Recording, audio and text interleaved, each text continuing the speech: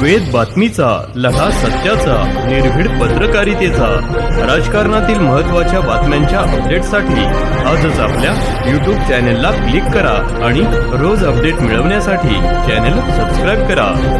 नमस्कार, आपण पाहत आहात वेद बातमीचा. वटसावित्री पौर्णिमेनिमित्त महिलांनी वडाच्या झाडाची पूजा करून 7 जन्मी हाच पती मिळावा अशी प्रार्थना केली.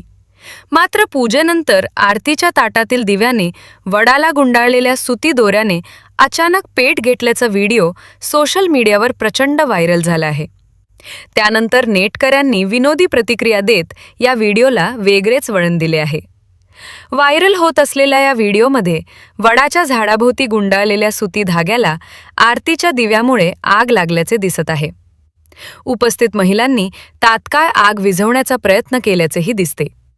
या घटनेनंतर सोशल मीडियावर मात्र विनोदांचा पाऊस पडला आहे. यंदा 7 जन्मातून नवरे मुक्त झाले, दोरा जळाला म्हणजे करार संपला, अशा अनेक मिश्किल प्रतिक्रिया नेटकऱ्यांकडून दिल्या जात आहेत. हा व्हिडिओ नेमका कोणत्या गावातील आहे याची मात्र अद्याप अधिकृत माहिती उपलब्ध झालेली नाही.